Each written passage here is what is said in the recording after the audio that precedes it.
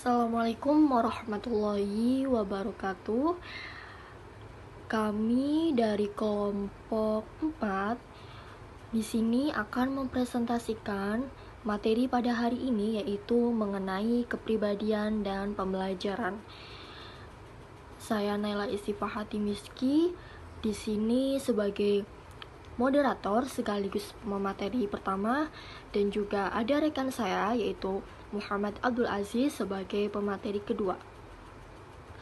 Langsung saja ke pembahasannya pertama, yaitu ada pengertian kepribadian. Istilah kepribadian merupakan terjemahan dari bahasa Inggris yaitu personality. Secara etimologis, kata personality berasal dari bahasa Latin yaitu persona yang berarti topeng. Dalam kehidupan sehari-hari, kata kepribadian digunakan untuk menggambarkan identitas diri, jati diri seseorang, kesan umum seseorang tentang diri sendiri atau orang lain, fungsi-fungsi kepribadian yang sehat atau bermasalah. Pengertian kepribadian menurut para ahli, Hall dan Lindsay mengatakan bahwa kepribadian diartikan sebagai keterampilan atau kecakapan sosial atau social skill. Selanjutnya, Gordon W. Allport mengemukakan bahwa pengertian kepribadian yaitu personality is the dynamic organization within the individual of those physical system that determine his unique adjustment to his environment. Atau, kepribadian merupakan organisasi yang dinamis dalam diri individu tentang sistem psikofisik yang menentukan penyesuaiannya yang unik terhadap lingkungannya. Yang berikutnya yaitu di sini ada faktor yang mempengaruhi kepribadian. Secara garis besar, ada dua faktor utama yang mempengaruhi perkembangan kepribadian, yaitu faktor hereditas atau genetika dan faktor lingkungan atau environment. Faktor genetika atau faktor pembawaan yaitu pengaruh gen terhadap kepribadian sebenarnya tidak secara langsung, karena yang dipengaruhi gen secara langsung adalah kualitas sistem saraf dan keseimbangan biokimia tubuh dan juga struktur tubuh. Lebih lanjut, dapat dikemukakan bahwa fungsi hereditas dalam kaitannya dengan perkembangan kepribadian adalah sebagai sumber bahan mentah atau raw materials kepribadian seperti fisik, intelijensi, dan temperamen. Berikutnya yaitu membatasi perkembangan kepribadian. Meskipun kondisi lingkungannya sangat baik atau kondusif, perkembangan kepribadian itu tidak bisa melebihi kapasitas atau potensi hereditas dan mempengaruhi keunikan kepribadian. Faktor yang berikutnya yaitu ada faktor lingkungan atau environment. Faktor lingkungan yang mempengaruhi kepribadian diantaranya keluarga, kebudayaan, dan juga sekolah.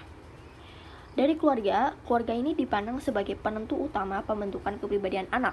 Alasannya, keluarga merupakan kelompok sosial pertama yang menjadi pusat identifikasi anak.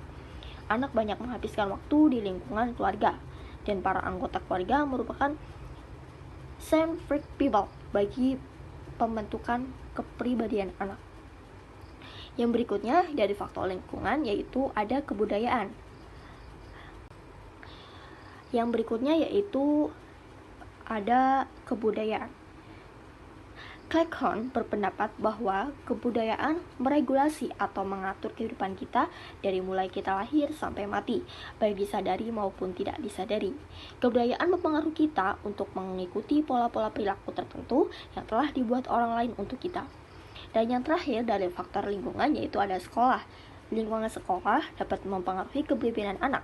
Faktor-faktor yang dipandang berpengaruh diantaranya sebagai berikut, yaitu iklim emosional kelas, sikap dan perilaku guru, dan juga disiplin tata tertib. Yang terakhir materi dari saya yaitu pengertian teori belajar.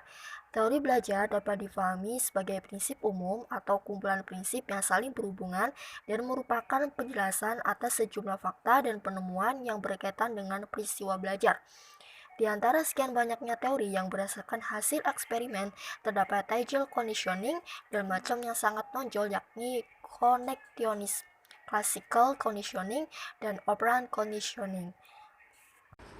Mungkin itu saja yang dapat saya sampaikan mengenai penjelasan tentang pengertian kepribadian dan juga faktor yang mempengaruhi kepribadian.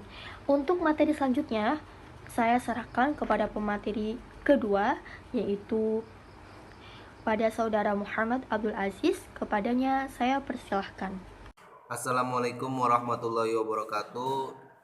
Saya Muhammad Abdul Aziz ingin melanjutkan pemateri dari Mbak Mbak Naila, yaitu yang tentang yang D, masalah beberapa teori belajar.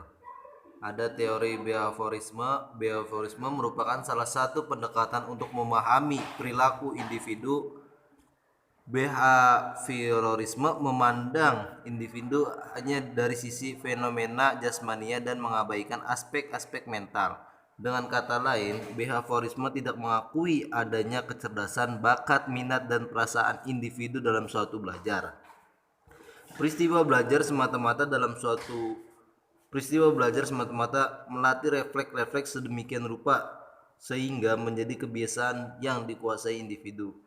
Teori kaum behavioris lebih dikenal dengan nama teori belajar karena seluruh perilaku manusia adalah hasil belajar. Belajar artinya adalah perubahan perilaku organis sebagai pengaruh lingkungan. Behaviorisme tidak mau mempersoalkan apakah manusia baik atau jelek, rasional atau emosional.